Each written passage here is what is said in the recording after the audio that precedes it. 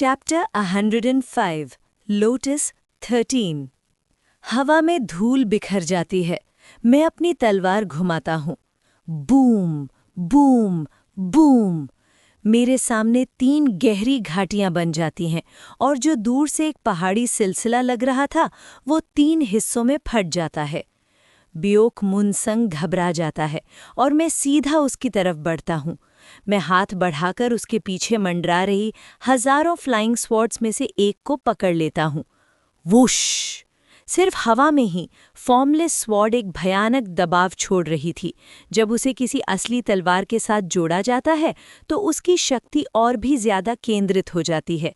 जैसे ही मैं formless sword को उस आर्टिफैक्ट के ऊपर ओवरले करता हूँ, वो एक्टिवेट हो जाती है और स्पिरिचुअल एनर्जी छूट पड़ती है। फ्लैश! ये फायर एट्रीब्यूट फ्लाइंग स्वॉर्ड लगती है। जैसे ही आग भड़कती है, फॉर्मलेस स्वॉर्ड उस आग को पकड़ लेती है और एक विशाल आग की तलवार बन जाती है। वुश! बूम! जैसे ही मैं तलवार घुमाता हूँ, एक भयानक आग का स्लैश निकलता है और पूरा रेगिस्तान शीशे जैसे चमकते वेस्टलैंड में बदल जाता है। हर वार के साथ ब्योक मुनसंग और पास आ जाता है। उसका डर उसके स्पिरिचुअल पावर के नियंत्रण को बिगाड़ रहा था। मैं एक और फ्लाइंग स्वॉर्ड पकड़ता हूँ और दोबारा वार करता हूँ। इस बार वाटर एट्रीब्यूट फ्लाइंग स्वॉर्ड। स्वूश! मेरे सामने का रेगिस्तान एक पल में दलदली जमीन में बदल जाता है। फिर मैं एक वुड एट्रीब्यूट फ्लाइंग स्वॉर्ड उठाता हूँ, ज़ेन त्रिघाम, जिसमें बिजली का तत्व होता है। जैसे ही मैं वार करता हूँ, चारों तरफ बिजली गिरती है और रेगिस्तान के कई हिस्से फिर से शीशे में पिघल जाते हैं। आह! बिजली में फंसकर ब्योक मुनसंग चीख उठता है। उसका फ्लाइंग स्वॉर्ड का नियंत्रण टूट जाता है और वो सीधा नीचे गिरने लगता है। प्लंक! वो रेतीली ड्यून में धंस जाता है। उसी वक्त बुक ह्यांग हुआ, जो किसी तरह उसकी पकड़ से बच निकली थी, अपने आर्टिफैक्ट्स बुलाती है और सुरक्षित रूप से एक पर लैंड करती है। तुम्हें कोई चोट नहीं लगी। तुम बस थोड़ा इंतजार करके इस आदमी को पकड़ सकती थी, बीच में आकर चीजों को मुश्किल बना दिया। चाहे तुम्हारे पास कितने भी आर्टिफैक्ट्स हों, तुम्हें की बिल्डिंग कल्टीवेटर की ताकत को कम नहीं आंकना चाहिए। मैं उसकी तरफ इशारा करता हूं जो रेत से घिसटता हुआ बाहर निकल रहा था। यिन सोल घोस्ट इनकैंटेशन। स्वूश! कई कर्स स्पेल्स हवा में उड़ते हुए सीधा उसके सिर में घुस जाते हैं। आह! रिस्ट्रेन! स्क्रीच! कर्स उसके अपर दांटियन में घुस जाता है और एक भयानक मेंटल बंधन बना देता है। उसकी आंखें उलट जाती हैं, मुंह से झाग निकलने लगता है और वो जमीन पर गिर जाता है। मैं उसके पास जाकर हाथ की मुद्रा बनाता हूँ। तुमने ये सब क्यों किया? हर्क! जवाब दो, दर्द कम हो जाएगा। जवाब दो। ए, ए, ए, ए, वो लार टपकाते हुए बकबक करने लगता है। सिर्फ मैं ही उसकी असली कीमत समझता हूँ। सिर्फ मैं ही उसे ग्रो करने में मदद कर सकता हूँ। तो तुमने उसे किडनैप इसलिए किया? ये सही है। बुक ह्यांग हुआ आगे बढ़कर ठंडे स्वर में पूछती है। तुम कह रहे थे तुम मुझे ग्रो करने में मदद कर सकते हो, उसका मतलब क्या है? जवाब दो। वुश! मैं कर्स को थोड़ा एक्टिवेट करता हूँ। ब्योक मुनसंग आंखें उलटकर बोलता है। ब्योक क्लैन ने रेगिस्तान में कुछ ढूंढा। क्या? जो क्लैन के अवशेष? मैं हैरानी से पूछता हूँ। जो क्लैन? कौन सा क्लैन है वो? मैं देखता हूँ बुक ह्यांग हुआ का चेहरा गंभीर हो जाता है। तुमने जो क्लैन के रुइंस ढूंढ लिए? क्या जो क्लैन कोई मशहूर क्लैन है? मैं उलझन में पूछता हूँ। बुक ह्यांग हुआ गंभीरता से सर हिलाती है। अगर तुम ईस्टर्न ब्योकरा में ज्यादा समय नहीं रहे हो तो शायद नहीं जानते। जो क्लैन जो 1000 साल पहले नष्ट हो गया था, कई रहस्यों से घिरा हुआ था। 1000 साल पहले वो आर्टिफैक्ट्स, पपेट्स, टैलिस्मन्स, एलिक्जियर्स, हर चीज में माहिर थे। पर सबसे मशहूर बात, उसकी बात सुनकर मैं चौंक जाता हूँ। मैड लॉर्ड जो यन का क्लैन। मैड लॉर्ड का क्लैन? मैं हैरान होकर ब्योक-मुन-संग को देखता हूँ। 1000 साल पहले उन्होंने पूरे ब्योकरा पर राज किया था, फिर एक ही रात में गायब हो गए। कुछ कहते हैं मैड लॉर्ड ने अपनी पागलपन में खुद अपने क्लैन का विनाश कर दिया, लेकिन वो बात अजीब लगती है। मुझे मैड लॉर्ड के रोते हुए शब्द याद आते हैं। मैंने अपने ही क्लैन को ख़त्म किया जो उसे मार चुके थे। तब मैं चुप हो जाता हूँ। बुक यांग हुआ बेहोशी में पड़े ब्योक-मुन-संग से पूछती है, तो जो क्लैन के रुइंस में क्या मिला? जो क्लैन के रुइंस में मैड लॉर्ड जो यन के एक विशेष एलिक्जियर का फॉर्मूला मिला। एक ऐसा एलिक्जियर जो एक्स्ट्राऑर्डिनरी पैटर्न लॉ टैलेंट रखने वाले वंशजों की क्षमता को बढ़ाता है। सिर्फ स्पिरिचुअल पावर ही नहीं, बल्कि इमोशंस को भी कई गुना एम्प्लीफाई करता है। की बिल्डिंग पिल्स के रिफाइनिंग प्रोसेस में इस्तेमाल होने वाली सामग्री के रिसेंटफुल सोल्स को मिलाकर एक्स्ट्राऑर्डिनरी पैटर्न लॉ टैलेंट का स्वभाव ये होता है कि जब इमोशंस एक हद से ज़्यादा हिलते हैं या लंबी मेहनत और अनुभव से जमा होते हैं तो क्वालिटी ग्रोथ होती है। 7 पैटर्न से 6, 4 से 3, 2 से 1। बुक यांग हुआ जो 4 pattern extraordinary pattern law talent है, अगर काफ़ी मेहनत जमा हो जाए तो 3 पैटर्न तक पहुंच सकती है। मुझे याद आता है उसके शरीर पर उभरे हुए काले और बैंगनी रंग के आधे अधूरे पैटर्न्स। सिर्फ मैं ही उसकी मदद कर सकता हूँ उसके टैलेंट को जगाने में। क्या और कुछ पूछना है? बुक यांग हुआ पूछती है। नहीं, बस इतना काफ़ी है। मैं एक मंत्र बनाता हूँ और अपना हाथ उसके सिर पर रखता हूँ। बुक यांग हुआ पूछती है, अब इसके साथ क्या करें? चाहो तो मैं इसे बिल्कुल बेकार इंसान बना सकता हूँ। थोड़ी देर सोचने के बाद वो सर हिला देती है। रहने दो, इसने पहले मेरे साथ थोड़ी दया दिखाई थी, इस हिसाब से अब हम बराबर हैं। बुक यांग हुआ ठंडी नज़रों से ब्योक-मुन-संग को नीचे देखती है। पर यहीं तक है कल्टीवेटर ब्योक, अब तुम और मैं के बीच कुछ भी नहीं बचा, कोई नेक्स्ट टाइम नहीं। सुन लिया? उसके शब्द याद रखना। मैं धीरे से कर्स को एक्टिवेट करता हूँ। चीख निकलते ही वो बेहोश हो जाता है। शायद उसके दिमाग में सिर्फ बुक यांग हुआ के अंतिम शब्द ही रह जाते हैं। चलो। बुक यांग हुआ अपने फ्लाइंग स्वॉर्ड आर्टिफैक्ट्स इकट्ठा करती है और हम दोनों एक फ्लाइंग आर्टिफैक्ट पर चढ़कर वापस चियोन से एक सिटी की तरफ उड़ जाते हैं। रेगिस्तान की हवा महसूस करते हुए मैं उससे पूछता हूँ, तुम उस एलिक्सिर के फॉर्मूला के बारे में क्यूरियस नहीं हो? तुम्हारे जैसे कल्टीवेटर के लिए काफ़ी फ़ायदेमंद हो सकता था। वो थोड़ा ऑकवर्ड सा स्माइल करती है।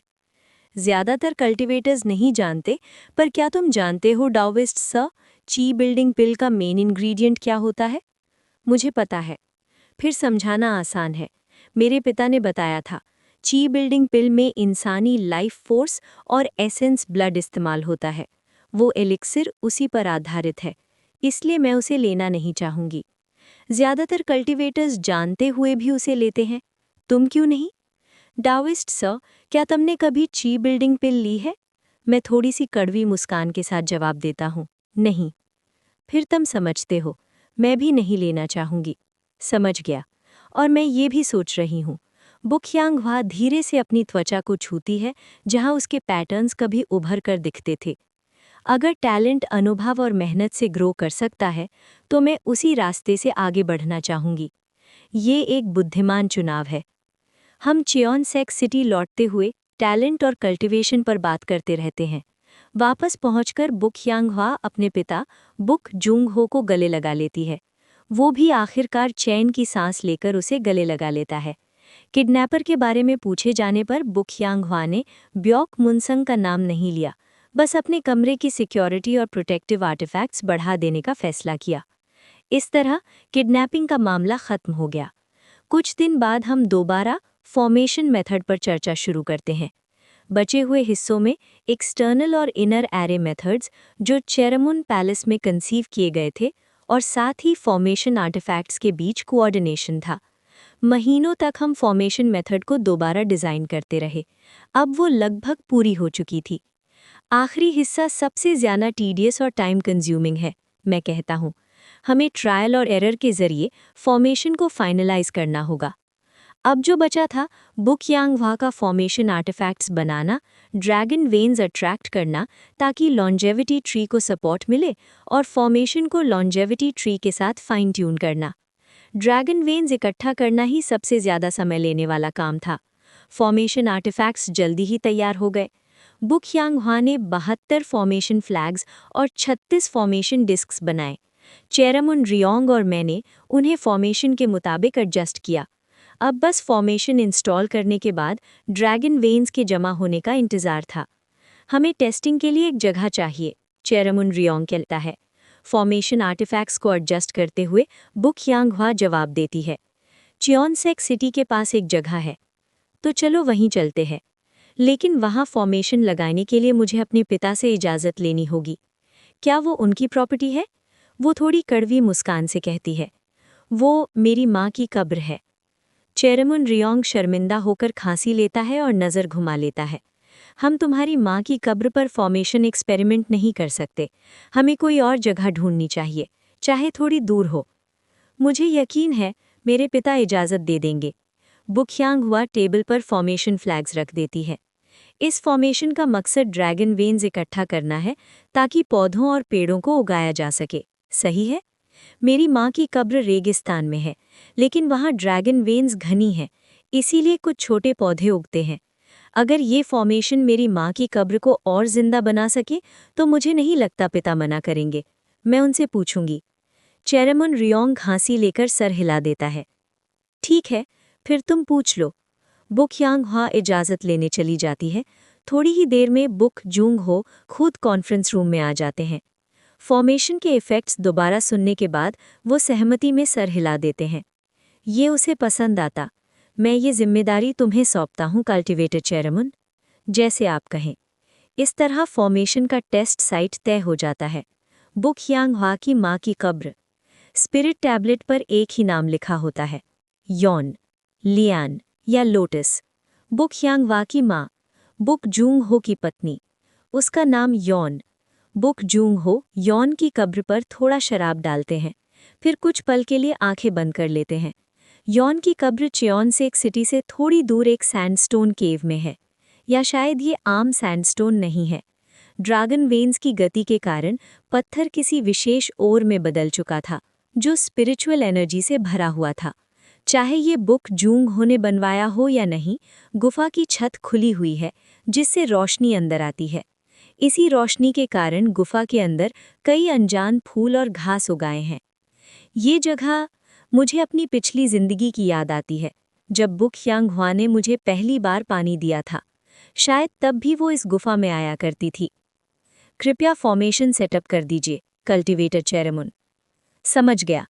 चेरामुन रियोंग और मैं कब्र के इर्द गिर्द बाहर और दूर दूर तक फॉर्मेशन फ्लैग्स और डिस्क्स लगाते हैं। फॉर्मेशन फ्लैग्स आसपास की स्पिरिचुअल एनर्जी खींचती हैं और फॉर्मेशन डिस्क्स ड्रैगन वेन्स को इकट्ठा करते हैं। जल्द ही कब्र के केंद्र में स्पिरिचुअल एनर्जी जमा होने लगती है। आसपास की वाइटैलिटी बढ़ जाती है। पहले जो घास और फूल बस नाम के लिए थे, अब तेजी से फैलने लगते हैं।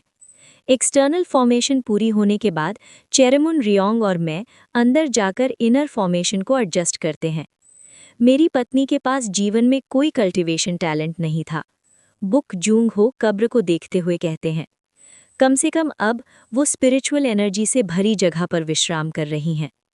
चेरामुन रियोंग स्पिरिट टैबलेट को देखकर पूछता है, यॉन बहुत सुंदर नाम है, वो ज़रूर एक प्यारी पत्नी रही होंगी। हाँ, मेरी पत्नी सुंदर थी और एक अच्छी माँ भी। उनका कुल नाम क्या था? बुक जूंग हो एक कड़वी मुस्कान के साथ जवाब देते हैं। मेरी पत्नी का कोई कुल नाम नहीं था। ये कहकर बुकजुंग हो थोड़ा रुकते हैं। इसलिए नहीं कि उसका कोई परिवार नहीं था, बल्कि इसलिए कि उसका परिवार इतना महान था कि उसे नाम देना भी मुमकिन नहीं था। बोलते हुए वो धीरे से अपनी पत्नी की कब्र पर हाथ फिराते हैं। बुक यांगवा भी अपने पिता की पीठ को उदास नज़रों से देखती है। गोंगम्यो क्लैन के प्रसिद्ध कल्टीवेटर एल्डर गोंगम्यो छनसेक, मेरी पत्नी उनकी अवैध संतान थी। छेओंगमुन रियोम के माथे पर एक नस उभर आती है। वो कामों का आदमी फिर से मुसीबत खड़ी कर गया। मैं उनसे नफरत नहीं करता, बुक जुंगहो शांत स्वर में कहते हैं। वो मेरे साथ दयालु थे और मेरी पत्नी एक साधारण नश्वर थी जिसमें कल्टीवेशन की कोई संभावना नहीं थी। गोंगम्यो क्लैन का अपना कुल नाम एक अवैध और वो भी नश्वर बेटी को देना ये उचित नहीं होता। मैं अपने मित्र की गलती के लिए माफ़ी मांगता हूँ, छियोंगमिन रियोंग गंभीरता से कहता है। ज़रूरत नहीं, बुक जुंगहो हल्का सा मुस्कुराते हैं। एल्डा गोंगम्यो छनसेक की वजह से ही छनसेक शहर बना और मेरी पत्नी और मैं यहाँ अपना समय साथ बिता पाए। कब्र को कुछ पल तक देखने के बाद वो अपनी स्टोरेज रिंग से एक छोटा सा मैग्नोलिया का पौधा निकालते हैं। यॉन को मैग्नोलिया फूल बहुत पसंद थे, कृपया इसे यहाँ खिलने दीजिए। अवश्य। छियोंगमुन रियोंग मैग्नोलिया का पौधा कब्र के पीछे लगा देते हैं और फॉर्मेशन की ड्रैगन वेन्स को उससे जोड़ देते हैं। 5 साल बाद ड्रैगन वेन्स काफ़ी स्पिरिचुअल एनर्जी इकट्ठा कर लेंगी, फिर ये मैग्नोलिया तेज़ी से बढ़ेगा। हम बाद में आकर ड्रैगन वेन्स की स्थिति देख सकते हैं। वो हल्का सा सांस छोड़ते हैं और बुक ह्यांगवा और मुझे देखते हैं। तुम सबका बहुत धन्यवाद। अब बस 5 साल तक फॉर्मेशन का ऑब्जर्वेशन, छोटी समस्याओं का समाधान और थोड़ा ट्रायल एंड एरर बाकी है। 5 साल? छियोंगमुन रियोंग धीरे से सांस भरता है। इस उम्र में मुख्य घर में शांति से विश्राम करने के बजाय फॉर्मेशन पर एक्सपेरिमेंट्स कर रहा हूँ। हाँ, इसके लिए मैं क्षमा चाहता हूँ। नहीं डाओइस्ट सर, तुम्हें माफ़ी मांगने की ज़रूरत नहीं है। आखिर ये हमारे क्लैन हेड का आदेश था। छियोंगमुन रियोंग मेरी पीठ पर हाथ मारकर चल पड़ता है। मैं कुछ पल बुक पिता बेटी को देखता हूँ, फिर उनके साथ कब्र से बाहर निकल आता हूँ। और इस तरह 5 साल बीत गए। बुक ह्यांगवा की अंडरग्राउंड वर्कशॉप में, उसके गुप्त कक्ष के अंदर। मजबूत रहो मिस बुक। मैं अपना हाथ बुक ह्यांगवा की पीठ पर रखता हूँ और अर्थ एट्रीब्यूट स्पिरिचुअल पावर उसमें डालकर उसे सहारा देता हूँ। बस थोड़ा और। कल्टीवेटर छियोंगमुन और मैंने जो टेक्निक्स तुम्हें सिखाई हैं। फ्लैश। अगले ही पल उसकी आंखों से तेज रोशनी फूट पड़ती है और उसके मुंह से स्पिरिचुअल एनर्जी के बादल निकलने लगते हैं। वुश। पृथ्वी, वृक्ष और धातु, अर्थ, वुड और मेटल रूट्स रखने वाली बुक ह्यांगवा पीले, नीले और सफ़ेद रंग की स्पिरिचुअल एनर्जी को बाहर निकालकर फिर से अपने अंदर खींचती है। फिर अचानक रंबल। उसके नीचे के पेट से गरज जैसी ध्वनि गूंजती है। प्योर स्पिरिचुअल फोर्स का चक्र पूरी तरह घूमने लगता है। पिछले 5 सालों में बुक ह्यांगवा ने अपने पिता बुक जुंगहो द्वारा दिए गए स्पिरिचुअल एलिक्जर्स लिए थे। साथ ही स्पिरिचुअल अवेकनिंग के महान विद्वान छियोंगमुन रियोंग का मार्गदर्शन और मेरी शिक्षा के साथ वो ची रिफाइनिंग के शिखर तक पहुंच चुकी थी। मेरी सलाह पर उसने अपनी स्पिरिचुअल रूट्स के अनुरूप अन्य मूल मेथड्स भी सीख लिए थे और सबको पीक कल्टीवेशन तक पहुंचा दिया। तैयारी और मेरी मदद के साथ आखिरकार वो ची बिल्डिंग स्टेज में प्रवेश कर चुकी थी। Pure spiritual force! वो अपना हाथ उठाती है जिसमें घूमती हुई शुद्ध स्पिरिचुअल शक्ति दिख रही होती है और खुशी से छोटी सी चीख निकालती है। बहुत बहुत धन्यवाद डाओइस्ट सर। कोई बात नहीं, आखिर ये दोस्त का निवेदन था। हाँ, सीनियर छियोंगमुन भी तो आपके दोस्त जैसे ही है ना? फिर भी उन्होंने मदद करने से मना कर दिया था। कल्टीवेटर छियोंगमुन क्लैन के सदस्य हैं। किसी गैर छियोंगमुन कल्टीवेटर को ची बिल्डिंग में मदद करना उनके क्लैन में बातें बना सकता था। वो मुझे एक अर्थपूर्ण नज़र से देखती है, फिर गुप्त कक्ष का दरवाज़ा खोलकर हंसते हुए बाहर निकल जाती है। चलो इसे यहीं छोड़ देते हैं। अब चलो कब्र पर चलते हैं, समय आ गया है। ठीक है। पिछले 5 सालों में छियोंगमुन रियोंग, बुक ह्यांगवा और मैं काफ़ी करीब आ गए थे और उसे दूर जाते देख मैं एक कड़वी मुस्कान मुस्कुरा देता हूँ। बुक ह्यांगवा ने ची बिल्डिंग प्राप्त कर लिया था। उसे 300 साल की अतिरिक्त आयु मिली। 5 सालों में ड्रैगन वेन्स में जमा हुई स्पिरिचुअल एनर्जी ने फॉर्मेशन को एक्टिवेट कर दिया और मैग्नोलिया का पेड़ तेज़ी से बढ़ने लगा। हम सब यॉन की कब्र के अंदर खिले हुए बैंगनी मैग्नोलिया फूलों को देखकर हैरान रह जाते हैं। सबसे ज्यादा बुक जुंग हो, जिनकी आंखें उस खिलते हुए पेड़ को देखकर आंसुओं से भर जाती हैं। धन्यवाद छेओंगमुन कल्टीवेटर सर, और तुम्हारा भी धन्यवाद ह्यांगह्वा। हमें तो आपका धन्यवाद करना चाहिए, ड्रैगन वेन से भरी जमीन देने के लिए। छेओंगमुन रियोंग विनम्रता से बुकजुंग हो का आभार स्वीकार करता है। 5 साल पहले के मुकाबले अब कब्र घनी स्पिरिचुअल एनर्जी से भरी है, जिससे अंदर की घास और जंगली पौधे भी लश हो गए हैं। हमें बाहर लगाए गए फॉर्मेशन आर्टिफैक्ट समेटने की ज़रूरत नहीं।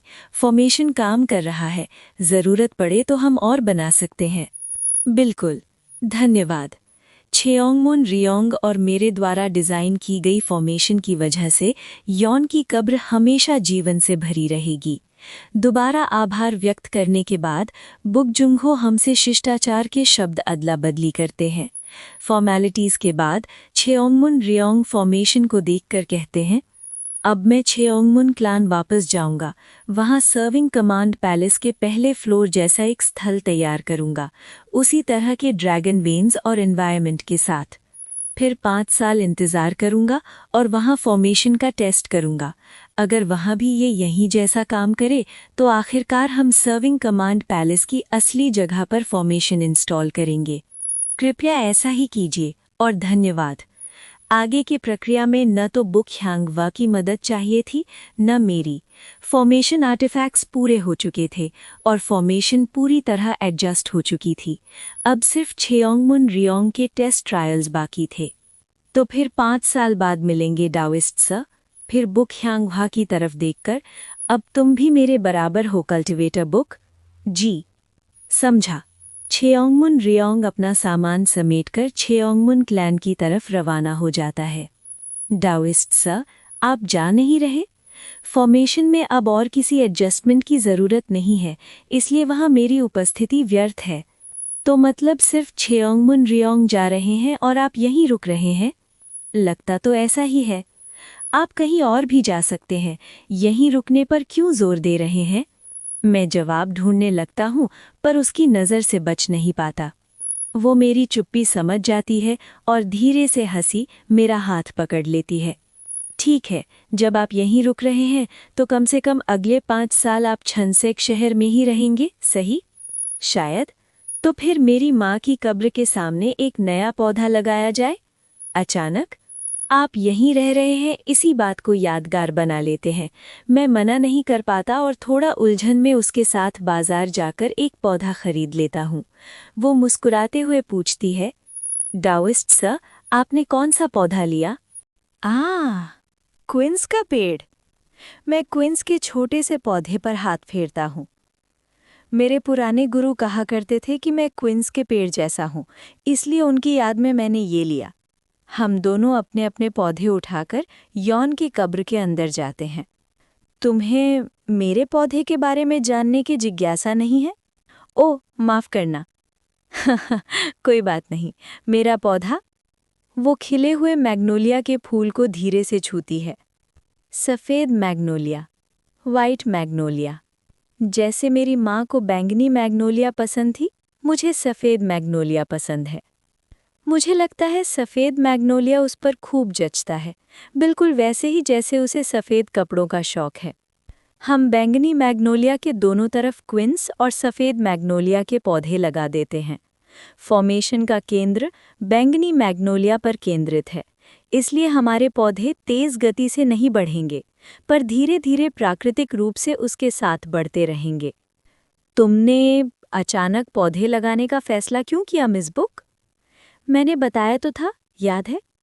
हाँ, लेकिन मुझे महसूस होता है कि उसके पास और भी वजहें हैं, पर मैं पहले बोलने का साहस नहीं जुटा पाता। चले वापस?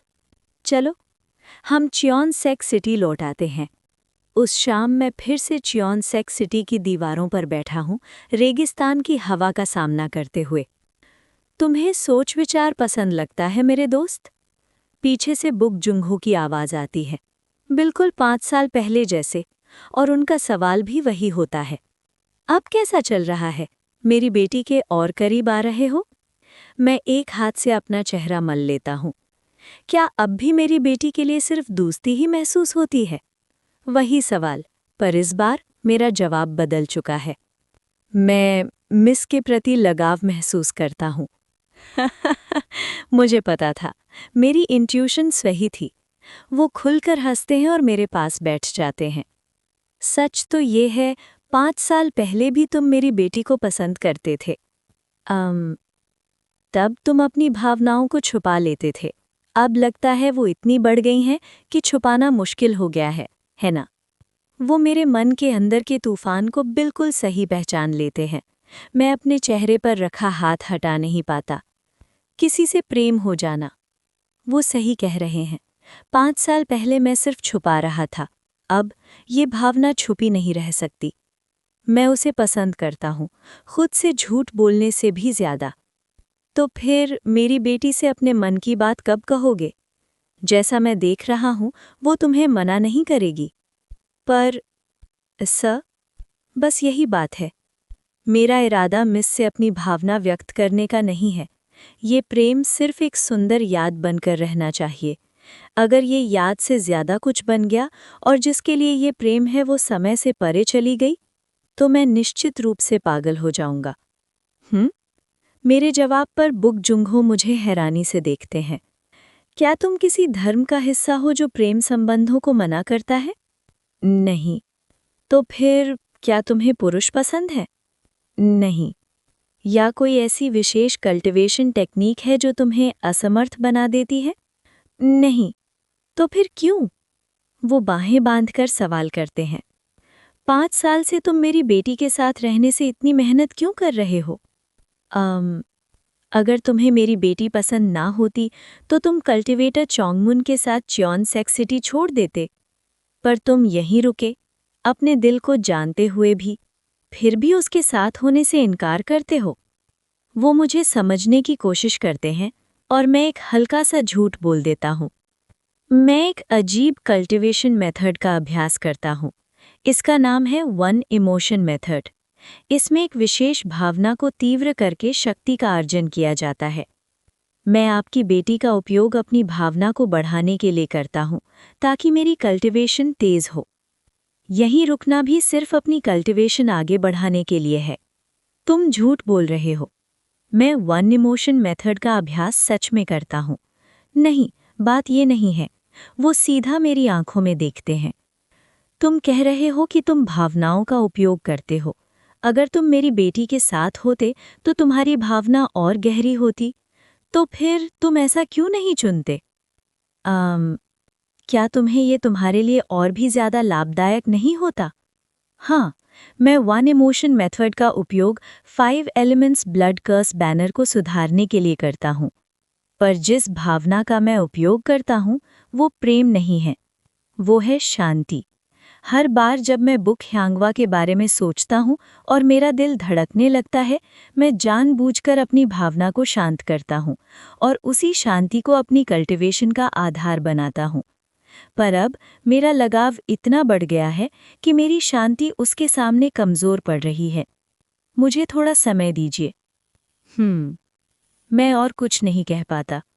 बुक जुंगहो मुझे कुछ खास प्रभावित ना होने वाली नज़र से देखते हैं।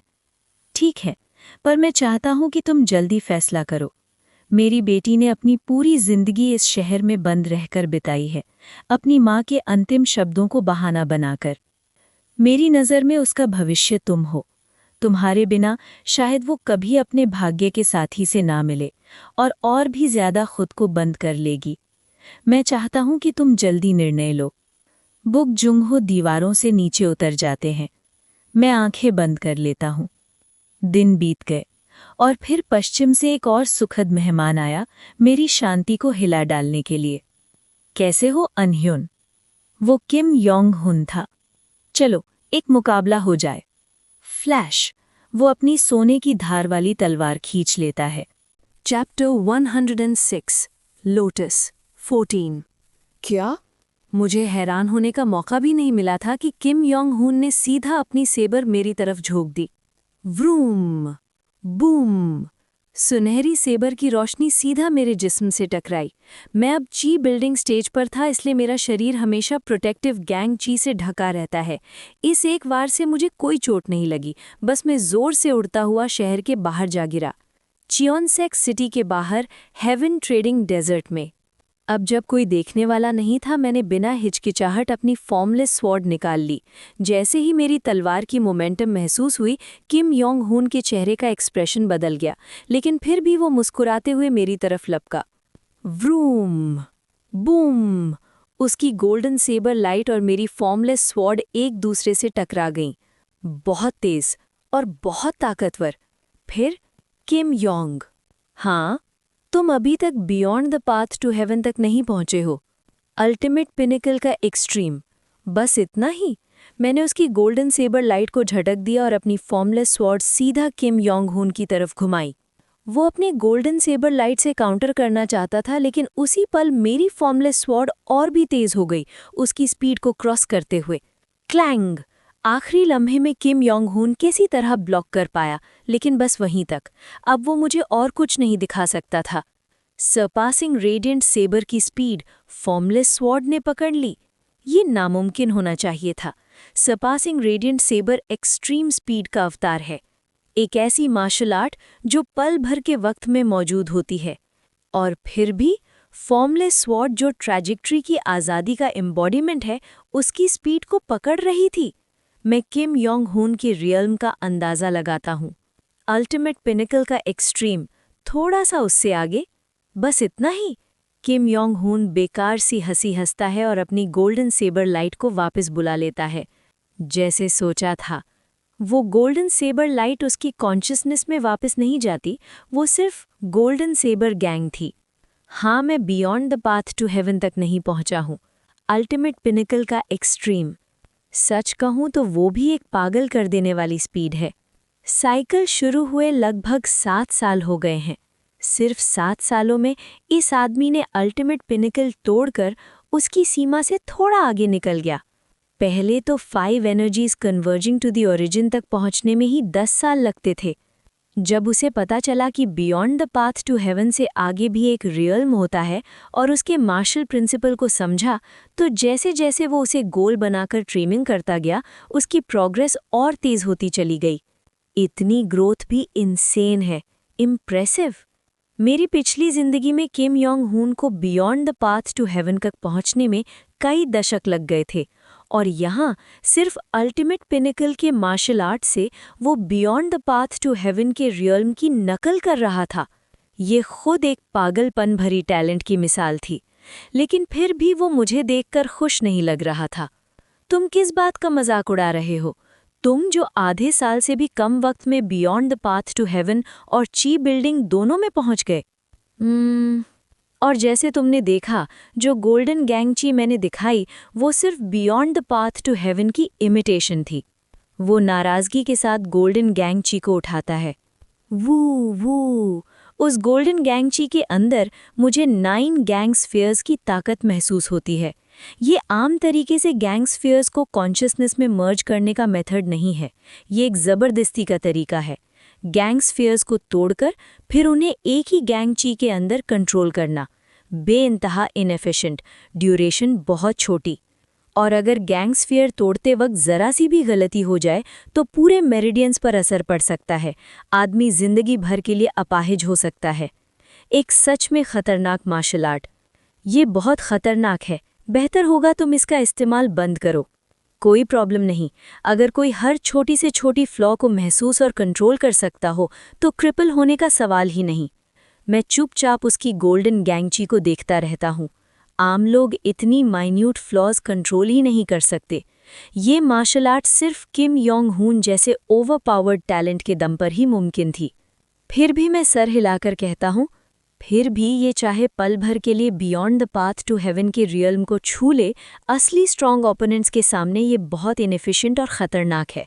मेरे जैसे के सामने मैं बिना प्योर स्पिरिचुअल फोर्स और कॉन्शियसनेस का आउटपुट यूज़ किए सिर्फ फॉर्मलेस स्वॉर्ड से 10 सेकंड के अंदर तुम्हें सप्रेस कर सकता हूँ। किम योंग, हाँ, ये मजाक नहीं था, ये सच था। अगर सरपासिंग रेडिएंट सेबर होती तो मुश्किल होती, लेकिन ये गैंग चीफ फॉर्मलेस स्वॉर्ड के ट्रैजेक्टरी के सामने सिर्फ बेकार का बोझ थी। मैं ये इसलिए कह सकता हूँ क्योंकि मैं उससे ऊपर की रियल में हूँ।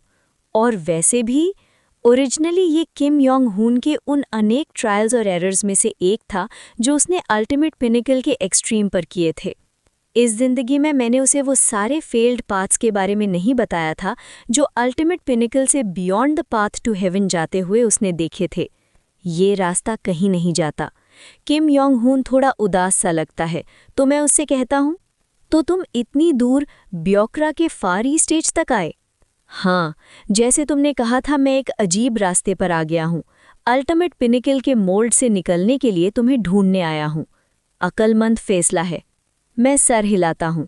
मुझे beyond the path to heaven पर पहुँचे हुए 200 साल हो चुके हैं। इस रास्ते पर उसे गाइड करने का मुझे पूरा भरोसा है। मैं मुस्कुराता हूँ। उसकी ग्रोथ रुकने का नाम ही नहीं ले रही। हर नया गोल किम योंग हुन की टैलेंट जैसे किसी अनंत कुएं से उभरकर और ऊपर चली जाती है और साथ ही उसकी ग्रोथ की स्पीड भी बढ़ती जा रही है। अगर इस जिंदगी में लॉन्जेविटी फ्रूट कल्टीवेट ना भी कर पाया तो शायद अगले 50 सालों में ही मैं beyond the path to heaven के भी ऊपर का रियल्म देख लूं। अच्छा, इस जिंदगी में एक नया रियल्म जन्म लेगा। किम योंग? हाँ। मुझे स्पारिंग मैच के लिए चैलेंज कर रहे हो? मैं कहता हूँ, तो जो टेक्निक्स तुमने अभी दिखाई हैं उनके अलावा भी कुछ छुपा के रखा होगा, राइट? नहीं। किम योंग हुन थोड़ा घबरा जाता है। जो मैंने अभी दिखाया वही मेरी लंबी कॉन्टेम्पलेशन का रिजल्ट है, मेरी अल्टीमेट टेक्निक। उसकी घबराहट देखकर मैं हल्की सी हंसी हंस देता हूँ। फिर तो तुम्हें अभी के अभी कुछ नया सोचना पड़ेगा। रंबल। इतने सालों बाद किम योंग हुन से मिलकर मैं इसे यहीं ख़त्म नहीं होने दे सकता। मेरा दिल एक प्रॉपर मार्शल ड्यूअल के लिए मचल रहा है। फिक्र मत करो, मैं प्योर स्पिरिचुअल फोर्स यूज़ नहीं करूँगा और अपनी कॉन्शियसनेस तुम्हारे लेवल पर ही रखूँगा। चाहो तो मैं अपनी फॉर्मलेस स्वॉर्ड भी नहीं निकालूंगा। वैसे भी ऑनेस्टली निकालूं या ना निकालूं, ट्रेजेक्ट्री का चेंज मैंने पूरी तरह मास्टर कर लिया है, कोई फ़र्क नहीं पड़ता। मैं मुस्कुराते हुए उसके करीब बढ़ता हूँ। आखिरकार काफ़ी अरसे बाद एक ऐसा ओपोनेंट मिला है जिसके साथ स्पार किया जा सके। अब मुझे समझ आता है कि किम योंग हुन कैसा महसूस करता होगा जब मैं उसके साथ स्पार करता था, जब मैं 5 energies converging to the origin के शुरुआती दौर में था और अल्टीमेट पिनिटल के दरवाजे पर खड़ा था। जो इंसान इतनी देर से शिखर पर अकेला खड़ा हो, उसके लिए समिट के थोड़ा भी पास खड़े किसी के साथ खेलना भी एक नशा होता है। रियल्म कितना भी नीचे क्यों ना हो, फर्क नहीं पड़ता। आखिर ऐसे लोगों के अलावा बाकी तो पहाड़ का रास्ता भी नहीं ढूंढ पाते, समिट तक पहुंचना तो दूर की बात है। मैं अपना लेवल उसके बराबर करता हूँ, 9 गैंग स्फीयर्स को फ्लोट कराता हूँ और उस पर चार्ज करता हूँ। ये मेरे दोस्त किम योंग हुन है, मिस बुक। किम योंग, ये मिस बुक हैं, बुक ह्यांगहुआ, जिनके साथ मैंने रिसेंटली एक फॉर्मेशन पर काम किया था। हेलो लेकिन बुक ह्यांगहुआ किम योंग हुन को ऊपर से नीचे तक देखती है, थोड़ी दया भरी नज़रों से। क्या आप बंदितों से मिल गए थे? ब्याक्रा के ईस्टर्न पार्ट में शहरों के बीच बैंडिट ग्रुप्स मिलना काफ़ी कॉमन है। साइलेंस। रुकिए, मैं आपके लिए कपड़े ले आती हूँ। किम योंग हुन के फटे हालात कपड़े देखकर वो अंदर चली जाती है। पिछली वाली लेडी। हाँ, मुझे इस हालात में इंट्रोड्यूस करके तुम खुश हो? वो घूरता है मुझे, अपना थोड़ा सा सूजा हुआ जबड़ा मलते हुए। मैंने तुम्हें हील तो किया था, है ना? कंपनी में काफ़ी पेंट अप फ्रस्ट्रेशन थी क्या? बस समझ लो। सच कहूँ तो अर्थ पर जो कुछ हुआ था मुझे अब याद भी नहीं है। मैं बस बात को टाल देता हूँ, किम योंग हुन की नज़रों से बचते हुए। लेकिन मुझे ये उम्मीद नहीं थी कि तुमने पहले ही एक लेडी फ्रेंड बना ली होगी। लगता है तुम्हारी लव लाइफ काफ़ी अच्छी चल रही है। किम योंग हुन मेरी और बुक ह्यांगहुआ के बीच के इंटेंट को पढ़कर मुझे तीखी नज़र से देखता है। ऐसी कोई रोमांटिक रिलेशनशिप नहीं है। नहीं है? वो मैजिक आर्टिफैक्ट शॉप के बाहर इशारा करता है। बाहर एक कपल चल रहा था, बिल्कुल लवर्स जैसे। उन दोनों का इंटेंट दिख रहा है? हाँ, और जब तुम मुझसे भी ऊपर के रियल में हो तो जब तक तुम्हारा दिमाग खराब नहीं है तुमने अपना और उस लेडी का इंटेंट भी देख ही लिया होगा। साइलेंस। डैम। जब मार्शल आर्ट्स में बराबरी होती है तो दिल के राज छुपाए नहीं जा सकते। बस बात ऐसी नहीं है। ऐसी नहीं है? अगर आंखें हैं तो दिख रहा है कि तुम एक दूसरे की तरफ क्या इंटेंट छोड़ रहे हो। साइलेंस। मैं नज़र चुरा लेता हूँ और किम योंग हुन झुंझलाकर अपनी छाती पर थपथप करता है। कंपनी में भी तुम ऐसे ही थे, लेकिन यहाँ भी इतने फ्रस्ट्रेटिंग क्यों हो? कंपनी की बात क्यों ला रहे ये? वो तो लगभग 700 साल पहले की बात थी। सच में मुझे याद भी नहीं। मेरी कॉन्शियसनेस बढ़ने के साथ मेमोरी और थिंकिंग बेहतर हुई है, लेकिन फिर भी 700 साल कोई छोटा वक्त नहीं होता। हाँ, शायद कंपनी में तुम्हें पता ही नहीं था। उस वक्त तुम्हें इंटेंट पढ़ना भी नहीं आता था, डल इंसान। Excuse me? तुम्हारे अलावा डिपार्टमेंट के सब लोग जानते थे, बेवकूफ़। क्या बोल रहे हो? काश बात मार्शल आर्ट्स पर ही होती। मैं बिल्कुल समझ नहीं पाता और बस उसे देखते रह जाता हूँ। किम योंग हुन मुझे दया भरी नज़रों से देखता है, फिर बस जुबान क्लिक करता है। क्यों? मुझे उसका एटीट्यूड समझ नहीं आता, मैं बस हैरानी से सर टेढ़ा कर लेता हूँ। बाद में जब बुक ह्यांगह्वा किम योंग हुन के लिए नए कपड़े लेकर आती है, तब भी मुझे उसकी बात समझ नहीं आती और मैं कन्फ्यूजन में बस सर झुकाए रह जाता हूँ। किम योंग हुन के चेंसक सिटी आने के 2 दिन बीत चुके हैं। मैं बुक ह्यांगह्वा की मदद कर रहा था मैजिक आर्टिफैक्ट्स के लिए मटीरियल्स इकट्ठा करने में, और उससे वो बात बताई जो किम योंग हुन ने मुझे कही थी। तो अचानक वो कहता है कि मेरे होम टाउन के सब लोग जानते थे। मिस बुक, इसका क्या मतलब है? पुहाहा।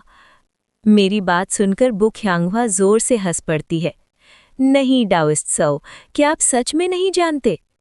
क्या मैं अजीब हूँ? अजीब नहीं, बस थोड़े स्लो।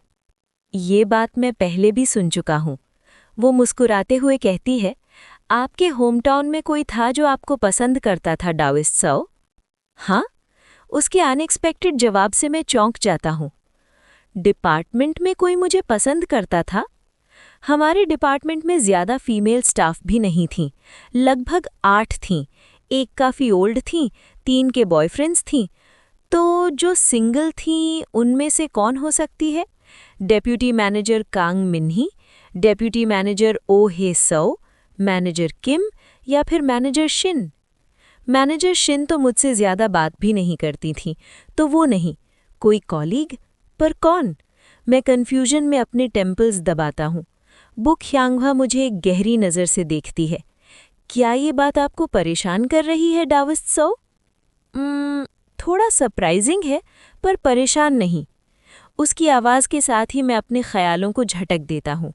सच तो ये है कि किम योंग हुन के अलावा मुझे बाकी कॉलीग्स याद भी मुश्किल से आते हैं। 700 साल, 700 लंबे साल बिना किसी ढंग की बातचीत के।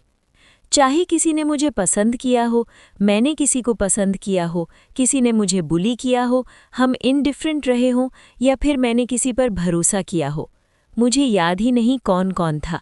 यादें और एहसास सब धीरे धीरे धुंधले हो चुके हैं। जो लोग अब मेरे साथ नहीं हैं, उनके लिए मुझे कुछ महसूस नहीं होता, बल्कि जो लोग अभी मेरे साथ हैं वही ज़्यादा याद आते हैं और वही ज़्यादा कीमती लगते हैं। हाँ, आप थक गए लग रहे हो। मैं मदद कर देती हूँ। मैं उसके लाल पड़ चुके हाथों से मैजिक आर्टिफैक्ट के मटेरियल्स ले लेता हूँ। सच में काफ़ी गर्म लग रहे थे। हम जल्द ही व्हाइट मैजिक लोटस के वर्कशॉप पहुँच जाते हैं। वैसे डाओइस्ट सो, एक चीज़ है जो मैं आपको दिखाना चाहती हूँ। बुक ह्यांगह्वा मटेरियल्स मुझसे वापस लेती है, उन्हें ठीक से अरेंज करती है, फिर मुझे वर्कशॉप के अंदर बुलाती है। आइए देखिए, शायद आपको इंटरेस्टिंग लगे। क्या है? मैं उसके पीछे वर्कशॉप के अंदर चला जाता हूँ। वर्कशॉप के बीचों बीच एक चीज़ सफ़ेद कपड़े से ढकी हुई रखी थी। उसका आउटलाइन देखकर मेरी सांस हल्की सी अटक जाती है। ये तो... हाँ, बिल्कुल सही सोचा आपने। वुश! वो कपड़ा हटा देती है। नीचे जो था उसे देखकर मेरी आंखें थोड़ी सी फैल जाती हैं। एक पपेट, मैड लॉर्ड का पपेट, जो सर्विंग कमांड पैलेस से लाया गया था। तुमने मैड लॉर्ड का पपेट रिस्टोर कर दिया? सेंट्रल सर्किट अभी रिस्टोर नहीं कर पाई हूँ, वो बहुत ही इंट्रिकेट है, लेकिन बाकी सर्किट्स मैंने ठीक कर दिए हैं। अगर स्पिरिचुअल एनर्जी डाली जाए तो ये मूव कर सकता है। फुल पावर तो नहीं निकाल सकता, पर लगभग 60% स्ट्रेंथ आउटपुट कर लेता है। वो मेरी तरफ देखती है। एक बार ट्राई करें? ज़रूर, मैं बिना सोचे हाँ कर देता हूँ। मैड लॉर्ड का पपेट सिर्फ 60% स्ट्रेंथ पर भी ये किस लेवल का होगा? बक ह्यांगवा और मैं पपेट को डेजर्ट के बाहर ले जाते हैं। मैं शुरू करती हूँ। व्रूम। वो पपेट के स्लॉट में एक स्पिरिट स्टोन डालती है और अपनी कॉन्शियसनेस इन्फ्यूज़ करती है। अगली ही पल पपेट अपने पंख फैलाता है और उड़ने लगता है। इनक्रेडिबल! मैं उसके अंदर घूमते हुए डेंस सर्किट्स को देखकर हैरान रह जाता हूँ। ये तो जिंदा जीव के वेन से भी ज़्यादा इंट्रिकेट लग रहे हैं। सच में कमाल! मैं देखता हूँ कैसे वो अपनी कॉन्शियसनेस से पपेट को कंट्रोल कर रही है। अगला ही पल बैंग! चौंक कर मैं अपने सामने एक गैंग स्फीयर रिलीज करता हूँ। बूम! पपेट के पिछले हिस्से से प्योर स्पिरिचुअल फोर्स सुई की तरह निकलती है और गैंग स्फीयर से टकरा जाती है। इतनी स्पीड! अगले ही सेकंड बी पपेट फिर से मूव करता है, सीधा मेरे पीछे पहुंचकर अपना स्टिंगर आगे बढ़ाता है। क्रैक! मैं अपने हाथ को प्योर स्पिरिचुअल फोर्स से लपेटकर उसका स्टिंगर पकड़ लेता हूं। ये स्पीड! ये तो बिल्कुल किम यांग हुन की स्पीड है जब वो 5 गैंग स्फीयर्स यूज करता है। और ये अटैक? पपेट अपनी प्योर स्पिरिचुअल फोर्स को स्टिंगर के फॉर्म में यूज कर रहा है। ची बिल्डिंग लेवल का अटैक। और ये सब सिर्फ 60% पावर पर। अगर फुल पावर निकल आए तो ये पपेट लेट ची बिल्डिंग के बराबर हो जाएगा। मेरी रीढ़ में ठंडक सी दौड़ जाती है। बी पपेट के जरिए मैंने इनडायरेक्टली मैड लॉर्ड की पावर को महसूस कर लिया। मेरा पूरा शरीर कांप उठता है। सर्विंग कमांड पैलेस में ऐसे और कितने रिमेन्स होंगे जो इस बी पपेट की तरह कैजुअली छोड़ दिए गए थे?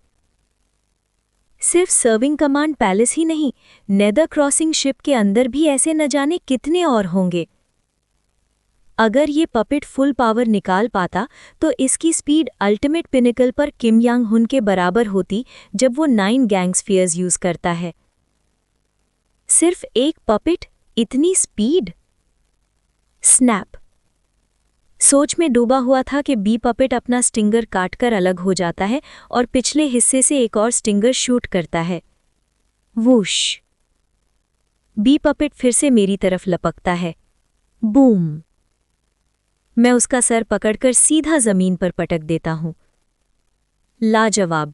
मैड लॉर्ड भी और मिस बक भी, जिसने मैड लॉर्ड के पपेट को रिस्टोर किया। इतना मुश्किल नहीं था। ये कॉम्बैट पपेट है ही नहीं और ज्यादा डैमेज भी नहीं हुआ था। Excuse me? अल्टीमेट पिनिकल की स्पीड पर मूव करने वाला पपेट जो पल भर में ची बिल्डिंग लेवल का अटैक कर दे? कॉम्बैट टाइप नहीं? ये कॉम्बैट टाइप नहीं है। हाँ, स्टिंगर के अलावा इसमें कोई खास अटैक फीचर नहीं है। बस फास्ट है, कोई अजीब डिवाइस या वेपन नहीं। इसके फंक्शंस देखकर ही पता चल जाता है। बक ह्यांगवा मेरे पास आती है और पपेट के एक हिस्से की तरफ इशारा करती है। जहां वो दिखा रही थी वहां एक बहुत ही इंट्रिकेट फॉर्मेशन थी जो स्ट्रॉन्ग स्पेशल वाइब्रेशंस एमिट कर रही थी। ये एक ट्रांसपोर्ट पपेट है, माल ढोने के लिए। मैंने वर्कशॉप के अंदर एक स्पेशल कोऑर्डिनेट मार्क किया है, देखिए। वो पपेट के पीछे कुछ एडजस्ट करती है। पपेट की पोस्टर बदल जाती है। अब वो अग्रेसिव नहीं बल्कि शांत और कंफर्टेबल स्टांस में आ जाता है। अपने फ्रंट लेग्स आगे बढ़ाता है। बक ह्यांगवा एक ग्लास ब्रेसलेट उसके फ्रंट लेग्स पर रखती है। पपेट उसे अपनी बाहों में थाम लेता है। इसके बॉडी पर इनग्रेव्ड स्पेशल फॉर्मेशन और इसकी यूनिक स्पीड का यूज करके फ्लैश! वो पीछे से कमांड देती है। पपेट तेजी से आगे बढ़ता है और अगले ही पल गायब हो जाता है। सेट किए गए कोऑर्डिनेट्स पर स्पेशल मूवमेंट के जरिए जाकर ये गुड्स ट्रांसपोर्ट करता है। सोच के ही मेरी हंसी सूखी सी हो जाती है। ये कॉम्बैट पपेट भी नहीं था, सिर्फ सामान ढोने के लिए बना हुआ, फिर भी इतनी पावर। चाहे मैं कल्टीवेशन और मार्शल आर्ट्स दोनों में हेवनली बीइंग स्टेज तक पहुंच जाऊं, फिर भी क्या मैं कभी मैड लॉर्ड के बराबर हो पाऊंगा? मैं अपने सामने खड़े पपेट को देखते हुए सिर्फ हैरान रह जाता हूं। अचानक उस पपेट को देखते हुए मेरे दिल में एक अजीब सी फीलिंग उठती है। लेकिन ये पपेट? मिस बुक, आपने कहा था ना कि इस पपेट का सेंट्रल सर्किट रिस्टोर नहीं हो पाया? हाँ, मुझे समझ ही नहीं आया कि वो सर्किट्स किस चीज़ को रिप्रेजेंट करते हैं। क्या मैं इस पपेट को कंट्रोल करके देख सकता हूँ? आप डाविस्ट सी हो। फ्लाइंग स्वॉर्ड्स के अलावा बाकी मैजिक आर्टिफैक्ट्स हैंडल करने में आप उतने स्किल्ड नहीं हो, है ना? मुझे लगता है मैं इस पपेट को अच्छी तरह चला पाऊंगा। थोड़ी देर सोचने के बाद वो पपेट को मेरे सामने लाती हैं और ऑपरेशन का बेसिक तरीका समझाती हैं। सबसे पहले अपनी कॉन्शियसनेस इस सर्किट में इन्फ्यूज़ कीजिए और मूवमेंट ट्राई कीजिए। समझ गया। मैं अपनी कॉन्शियसनेस बी पपेट के अंदर इन्फ्यूज़ करता हूँ। पपेट के अंदर के अनगिनत सर्किट्स मेरी कॉन्शियसनेस को अब्जॉर्ब कर लेते हैं। टोटल 7 मेन सर्किट्स हैं, उनमें आपको एक एक करके अपनी कॉन्शियसनेस डालनी होती है। बुक ह्यांगहुआ साइड में कुछ समझा रही होती हैं, लेकिन मैं पूरा ध्यान सर्किट से आ रही सेंसेशंस पर लगा देता हूँ। जैसे मैंने सोचा था, यही है। मेरा अंदाज़ा बिल्कुल सही निकलता है। वुश! मैं अपनी कॉन्शियसनेस को बी पपेट के अंदर अलग अलग बांट देता हूँ। कॉन्शियसनेस असल में इंटेंट का संग्रह होती है और इंटेंट अनेक रंगों का मिश्रण होता है। इन रंगों के बीच ही मौजूद होते हैं 7 इमोशंस, जो इंसानी भावनाओं की नींव होते हैं। मैं अपनी इन्फ्यूज्ड कॉन्शियसनेस को 7 रंगों में डिवाइड कर देता हूँ। वुश! 7 बड़े सर्किट्स उन रंगों को अलग अलग अब्जॉर्ब कर लेते हैं। उसी पल मुझे लगता है जैसे मैं और बी पपेट एक हो गए हैं, जैसे मुझे बिल्कुल पता हो कि इसे कैसे कंट्रोल करना है। मिस बुक, मैंने पपेट को मास्टर कर लिया है। अगर आप लगातार कॉन्शियसनेस इन्फ्यूज़ करते रहेंगे तो क्या? बस देखिए, व्रूम! मेरी इच्छा के साथ ही बी पपेट आसमान में उठता है और बेहद खूबसूरती से चक्कर लगाने लगता है। ये मूवमेंट बुक ह्यांगहुआ के कंट्रोल से कहीं ज़्यादा स्मूथ और नेचुरल है। ये आपने कैसे? जब वो कंट्रोल करती थी, पपेट सीधी और थोड़ी स्टिफ लाइंस में मूव करता था। मेरे कंट्रोल में वो बिल्कुल आज़ाद हो गया है। अगर सीनियर मैड लॉर्ड के पास beyond the path to heaven की विजन थी, तो नेचुरली उसके पास इंटेंट के रंग देखने की एबिलिटी भी होगी, जो beyond the path to heaven के हार्ट एसेंस की बुनियाद है। डाओइस्ट सीओ, आपने ये कैसे किया? मैं समझाता हूँ। कुछ देर तक पपेट को नेचुरली कंट्रोल करने के बाद मैं उसे वापस नीचे लाता हूँ और बुक ह्यांगहुआ को अपनी डिस्कवरी समझाता हूँ, 7 इमोशंस के बारे में और इंटेंट के रंगों के बारे में, जो उन लोगों को दिखते हैं जो मार्शल पाथ पर 3 flowers gather at the summit और 5 energies converging to the origin जैसे स्टेजेस तक पहुँच चुके होते हैं। बुक ह्यांगहुआ मेरी बातों को ध्यान से सुनती है, साथ साथ अपनी नोटबुक में नोट्स लेती जाती है। उस रात बुक ह्यांगहुआ अपने वर्कशॉप में बी पपेट को छूते हुए गहरी सोच में डूबी हुई है। 7 इमोशंस की कॉन्शियसनेस, ये एक ऐसा एरिया था जिसके बारे में उसने कभी सोचा ही नहीं था। रिजिड मैजिक आर्टिफैक्ट्स पर इंसानी इमोशंस का प्रयोग। सीनियर मैड लॉर्ड ने आखिर क्या चीज़ बनाई थी? ये बी पपेट भी सिर्फ उन अनगिनत रिमेन्स में से एक था जो उस दिन सर्विंग कमांड पैलेस में पड़े मिले थे। उसके असली अबोर्ड में तो ऐसे पपेट्स की गिनती ही अनगिनत होगी। जैसे सीओ एहन ह्युन को मैड लॉर्ड की पावर का अंदाज़ा लगाकर ठंड लग गई थी, वैसे ही बुक ह्यांगहुआ के भी रोंगटे खड़े हो जाते हैं। ये टैलेंट डेविल से भी आगे का है। सच में एक एक्स्ट्राऑर्डिनरी पैटर्न लॉ टैलेंट, ऐसा टैलेंट जो डेविल्स को भी पीछे छोड़ दे। रसल सर्किट्स एनालाइज करते हुए अचानक उसका चेहरा सख्त हो जाता है। रुको, अगर डाओइस्ट सीओ फही कह रहे हैं तो ये पपेट सिर्फ इमोशंस वाला पपेट नहीं है। वुश! उसके चेहरे पर 4 रंगों के पैटर्न्स उभर आते हैं और उसकी आंखें पपेट के अंदर गहराई से झांकती हैं। ये कनेक्टेड है। बुक ह्यांगहुआ सर्किट्स का फ्लो एनालाइज करती है। ये पपेट इमोशंस पर बेस्ड है और सीनियर मैड लॉर्ड के बाकी पपेट से इंटरकनेक्टेड है। इसी तरह डिज़ाइन किया गया था। अगर मैं इस पपेट से महसूस होने वाले इमोशंस के फ्लो को सर्किट फ्लो के हिसाब से एनालाइज करूं तो कुछ देर तक सर्किट से छेड़छाड़ करने के बाद अचानक वो रुक जाती है। थर्ड, उसका एक टूल पपेट के बॉडी पर गिर जाता है।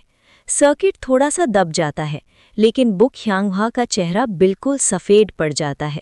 उसका शरीर कांपने लगता है। ड्रिप, उसकी नाक से खून टपकने लगता है। वर, उसकी स्किन पर बने 4 रंगों के पैटर्न्स पहले से ज़्यादा चमकने लगते हैं। नामुमकिन, बुक ह्यांगहुआ खड़ी होती है और पपेट से पीछे हट जाती है। सीनियर मैड लॉर्ड, आप आखिर बनाना क्या चाहते थे? उसकी सांसें तेज हो जाती हैं। वो शॉक में पपेट को देखती है। डेविल से भी आगे का टैलेंट और कॉन्सेप्ट। नहीं, अगर मेरा अंदाज़ा सही है तो वो एक ऐसे रेल्म को छूना चाह रहे थे जो सिर्फ स्वर्ग द्वारा अनुमति है। एक ऐसा रेल्म जो मॉर्टल्स के लिए टैबू है। एक नामुमकिन कल्पना, एक पागल भरी इमेजिनेशन। यही था सीनियर मैड लॉर्ड का असली लक्ष्य। लेकिन वो पागल है।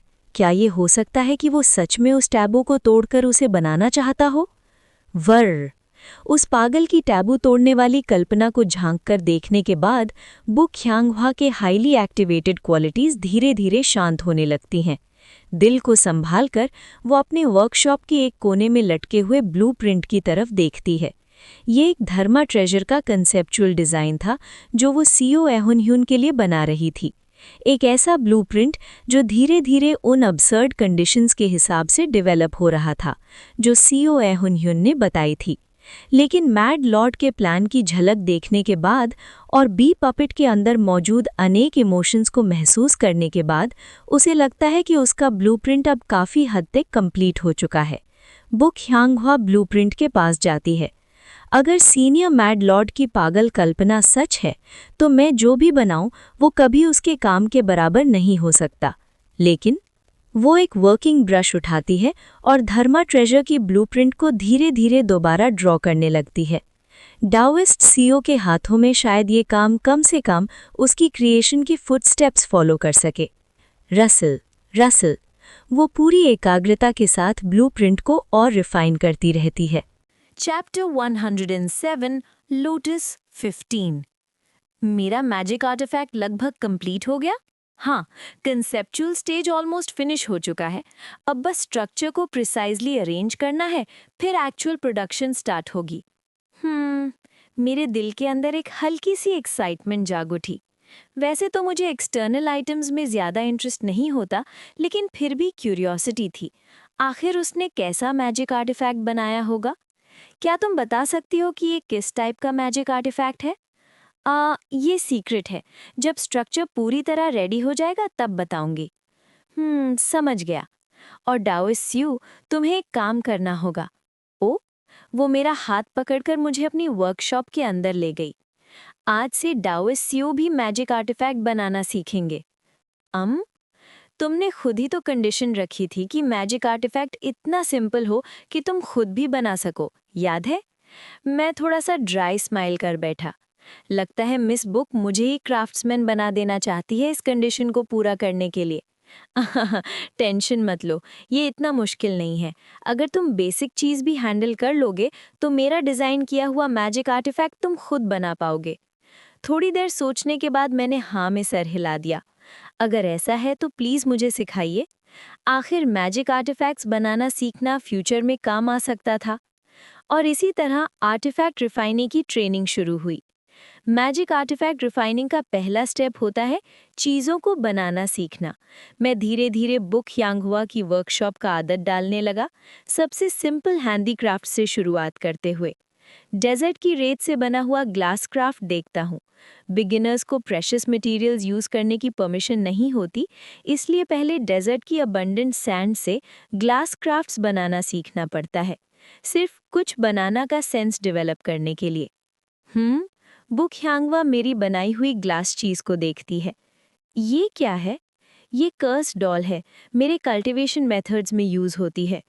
कर्स डॉल्स यूजुअली ह्यूमन शेप की होती हैं, ये तो स्टारफिश लग रही है। ये इंसान ही है। मेरी बात सुनते ही बुक यांगवा अपना मुंह ढक लेती है और साइड में देखने लगती है। मैं क्लियरली महसूस कर सकता हूँ वो अपनी हंसी कंट्रोल कर रही है। लगता है डाओइस्ट स्यू, तुम्हारा क्राफ्टिंग का टैलेंट थोड़ा कम है। मुझे चीज़ें बनाने का टैलेंट कभी रहा ही नहीं। फ्यू। थोड़ी देर सोचने के बाद वो बोलती है, चलो ट्राई करते रहो, टाइम के साथ इम्प्रूव हो जाएगा। इनकरेजमेंट के लिए थैंक्स, लेकिन सच ये था कि मेरी क्राफ्टिंग स्किल्स ज़्यादा इम्प्रूव नहीं हुई। जो ग्लास डॉल पहले स्टारफिश जैसी लगती थी, वो धीरे धीरे थोड़ी ह्यूमन लाइक हो गई, लेकिन फिर भी बुक यांगवा के स्टैंडर्ड्स के हिसाब से काफ़ी लैकिंग थी। मुझे सिर्फ आर्टिफैक्ट रिफाइनिंग ही नहीं, बल्कि उन्हें यूज़ करना भी सिखाया गया। आखिर अगर मैजिक आर्टिफैक्ट्स बनाना है, तो उनका प्रॉपर यूज़ समझना भी ज़रूरी था। बुक यांगवा के साथ साथ किम योंग हुन, जो चियोनसेक सिटी आया हुआ था, वो भी मेरी ट्रेनिंग में शामिल हो गया। Vroom vroom. जब मैं मॉन्स्टर पपेट को कंट्रोल करता और किम योंग हुन के अगेंस्ट लड़ता, बुक यांगवा साइड से ऑब्जर्व करती रहती, नोट्स लेती, इम्प्रूवमेंट्स बताती, करेक्शंस करती और नए इंस्पिरेशंस पकड़ती। मैं मॉन्स्टर पपेट को मनूवा करता और साथ ही बुक यांगवा के दिए हुए अलग अलग मैजिक आर्टिफैक्ट्स यूज करके किम योंग हुन को कॉर्नर करता। उह, बूम। एक मैजिक आर्टिफैक्ट के ब्लास्ट से किम योंग हुन पीछे जाकर उड़ जाता है और धूल का बड़ा सा क्लाउड उठता है। मैजिक आर्टिफैक्ट्स स्पिरिचुअल पावर से चलते थे, लेकिन क्योंकि उनकी मूवमेंट पूरी तरह मेरी लीड फॉलो करती थी, ये ट्रेनिंग किम योंग हुन, बुक यांगवा और मेरे लिए इक्वली बेनिफिशियल थी। मैं किम योंग हुन को ट्रेन करता रहा, उसे अगले रियल्म का रास्ता दिखाता रहा और उसकी स्किल्स को धीरे धीरे पॉलिश करता रहा। बुक यांगवा ने मुझे सबसे पहले डॉल क्राफ्ट से शुरू करवाया और फिर धीरे धीरे ग्लास आर्टिफैक्ट्स बनाना सिखाया, खासकर फ्लाइंग स्वॉर्ड के शेप में। स्वॉर्ड की फॉर्म में प्रैक्टिस करना मुझे ज़्यादा फेमिलियर लगता था, इसलिए क्राफ्टिंग थोड़ी आसान हो गई। मैं लगातार ग्लास फ्लाइंग स्वॉर्ड क्राफ्ट्स बनाता रहा और धीरे धीरे क्राफ्टिंग के एक्ट का आदत पड़ने लगा। महीने बीत गए। जब होश आया तो मैं खुद को बुक यांगवा की मैजिक आर्टिफैक्ट शॉप में काम करता हुआ पाया। आर्टिफैक्ट रिफाइनिंग तो नहीं करता था, लेकिन शॉप में आने वाले कल्टीवेटर्स को मैजिक आर्टिफैक्ट्स एक्सप्लेन करना, उनकी सेल्स संभालना और आर्टिफैक्ट्स की देखभाल, ये सब मैं ही करता था। ओए बॉस, ये सेबर थोड़ा सा अजीब लग रहा है। किम योंग, तुम्हें मैजिक आर्टिफैक्ट की ज़रूरत ही नहीं है, और वैसे भी इस शॉप की ओनर मिस बुक हैं, मैं नहीं। कुकू, जब कपल मिलकर शॉप चलाता है तो दोनों ही ओनर होते हैं, क्या बोल रहा है तू? तुम क्या बकवास कर रहे हो? सेबर शेप्ड मैजिक आर्टिफैक्ट को चेक करते हुए किम योंग हुन मेरी तरफ देखता है। तुम और मिस बुक पिछले कुछ महीनों से यहीं प्रैक्टिकली रह रहे हैं, याद है? अब चियोनसेक सिटी के कल्टीवेटर्स के बीच रूमर फैल गया है कि ये शॉप एक यंग कल्टीवेटर कपल चलाता है। यहाँ तक कि मिस बुक के फादर को भी लगता है तुम दोनों जल्दी शादी कर लोगे।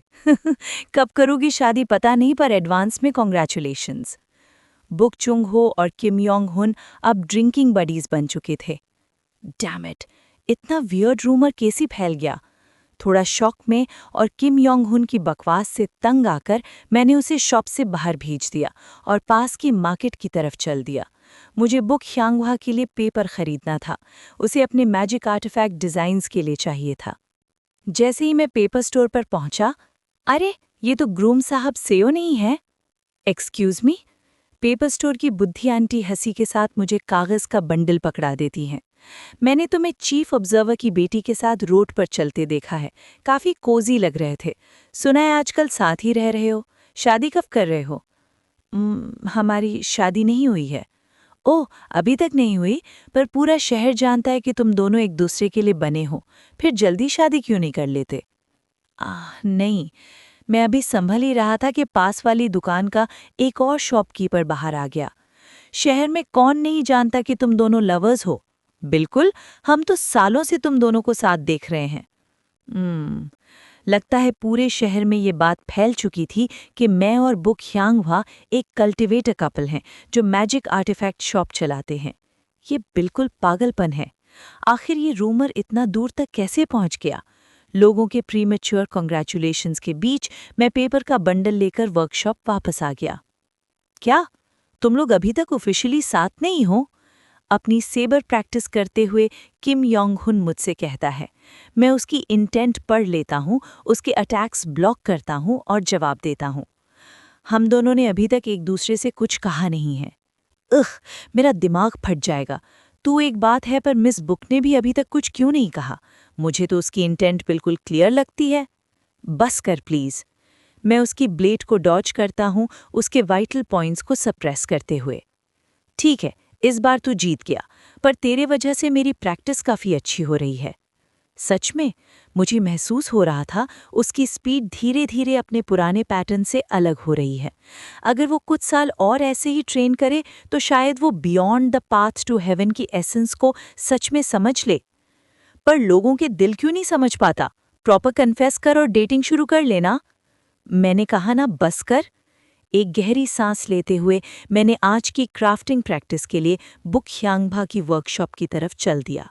पीछे से किम योंग हुन चिल्लाता है, यार कन्फेस कर दे, देखने में इतना फ्रस्ट्रेटिंग लगता है। फ्रस्ट्रेटिंग टू वॉच, मुझे भी वही लगता है। मैं हल्की सी साय लेता हूँ और बुक ह्यांगभा की वर्कशॉप के अंदर चला जाता हूँ। सालों बीत गए। हुश। बुक ह्यांगभा की वर्कशॉप के अंदर मैं एक नया बना हुआ ग्लास स्वॉर्ड आर्टिफैक्ट उठा लेता हूँ। सच में तुम्हारी रिफाइनिंग स्किल्स काफ़ी इम्प्रूव हो गई हैं। ये स्वॉर्ड तो ऑलमोस्ट असली तलवार जैसी लग रही है ना? ये सब मिस की अच्छी टीचिंग का रिजल्ट है। मैं सिर्फ स्वॉर्ड आर्टिफैक्ट्स ही नहीं, बल्कि पास रखी ग्लास डॉल्स को भी देखता हूँ। मेरी ग्लास रिफाइनिंग स्किल्स काफ़ी बढ़ चुकी थीं। अब जो डॉल्स मैं बनाता हूँ वो लगभग असली इंसान जैसी दिखने लगी हैं। आजकल मैं डॉल्स और स्वॉर्ड्स के अलावा भी दूसरे आइटम्स रिफाइन करने की कोशिश कर रहा हूँ। वैसे डाविस सेओ, तुमने फिर से एक स्टारफिश बना ली क्या? वो स्टारफिश नहीं है, वो एक फूल है। ओह फूल, सॉरी। नहीं, गलती मेरी ही है, स्किल कम है। थोड़ी सी कैजुअल बातचीत के बाद मैं बाहर निकल जाता हूँ। च्योनसेक सिटी आए मुझे लगभग 10 साल होने वाले थे। अब मैं यहाँ की गलियों से पूरी तरह वाकिफ हो चुका हूँ और शहर के लोग भी काफ़ी पहचाने हुए लगते हैं। इस लंबी पर छोटी सी मुद्दत में काफ़ी बदलाव आ चुके थे। ग्रीटिंग्स इमॉर्टल सेओ। हाँ, तुम्हें भी नमस्कार। एक बुजुर्ग राहगीर से सलाम दुआ करके और पड़ोसियों को ग्रीट करते हुए मैं च्योनसेक सिटी से बाहर हेवन ट्रेडिंग डेजर्ट की तरफ बढ़ता हूँ। कई बदलावों में से सबसे बड़ा बदलाव था Kim Yong Hun. Vroom vroom. लगातार ट्रेनिंग और मेडिटेशन के थ्रू किम योंग हुन अब लगभग beyond the path to heaven के थ्रेशहोल्ड पर पहुंच चुका था। नो माइंड की स्टेट में वो अपनी सेबर के साथ नाच रहा था, अनगिनत मार्शल प्रिंसिपल्स बुनता हुआ, हेवन ट्रेडिंग डेजर्ट की हवाओं में उड़ते हर एक रेत के कण को काट देता हुआ। एक पागलपन भरा मार्शल डिस्प्ले। हुश हुश। धीरे धीरे उसकी सेबर डांस पर एक सुनहरी रोशनी चढ़ने लगती है, एक बिल्कुल शुद्ध प्राकृतिक चमक, बिल्कुल सूरज की रोशनी जैसी। पिछले कुछ दिनों से यही हो रहा है। वो एनलाइटनमेंट के बिल्कुल किनारे पर था। सच में किम हियंग, इस बार तुम कहाँ तक जाओगे? सिर्फ 10 साल, बस एक दशक में वो beyond the path to heaven के दरवाजे को छू रहा था, जबकि उसकी जिंदगी में अभी भी 50 से ज्यादा साल बाकी थे। दिखाओ मुझे। उसकी सेबर डांस और तेज हो जाती है। इसे कहते हैं stepping on snow without a trace शायद। भले ही ये बर्फ का मैदान ना हो, वो रेत पर ऐसे चल रहा था जैसे जमीन पर एक भी निशान न छूटा हो। और फिर अचानक उसकी हार्ट एसेंस सॉलिडिफाई हो रही है। मुझे महसूस होता है किम योंग हुन की हार्ट एसेंस अचानक फैलती है और बिल्कुल साफ हो जाती है। एक विशाल पेंग जो सुनहरी नदियों से बना हो। जैसे ही उसकी हार्ट एसेंस क्लियर होती है, किम योंग हुन की आंखों में एक तेज चमक उभर आती है। उसका कॉन्शियसनेस डोमेन सुनहरी सूरज की तरह फैलता है और उसकी सेबर में घुल जाता है। Beyond the path to heaven, rumble, surpassing radiant saber, flash। सुनहरी रोशनी हर दिशा में फूट पड़ती है, आसमान की तरफ छलककर और डेजर्ट के ऊपर से गुजर रही एक बादल को काट देती है। उस चमक के बीच से किम योंग हुन बाहर आता है, चेहरा दुनिया भर की खुशियों से भरा हुआ। मैंने कर लिया, सेओ इन हुन। उम्मीद भरी आंखों के साथ वो अपनी सुनहरी सेबर पकड़कर मुझे देखता है। आओ, मुझ पर आओ। फुश! सरपासिंग रेडियंट सेबर मेरी तरफ टूट पड़ती है। उसकी फेमिलियर स्पीड देखकर मेरे होठों पर हल्की सी मुस्कान आ जाती है। बस यही है, ये कोई सस्ती नकल नहीं थी, ये था असल सरपासिंग रेडियंट सेबर। बूम! मैं अपनी फॉर्मलेस स्वॉर्ड निकालकर उसके सरपासिंग रेडियंट सेबर से टकरा देता हूँ। एक भयानक धमाका होता है जो पूरे हेवन ट्रेडिंग डेजर्ट में फैल जाता है। एक पल के लिए सुनहरी रोशनी चमकती है और किम योंग हुन पल भर में गायब हो जाता है।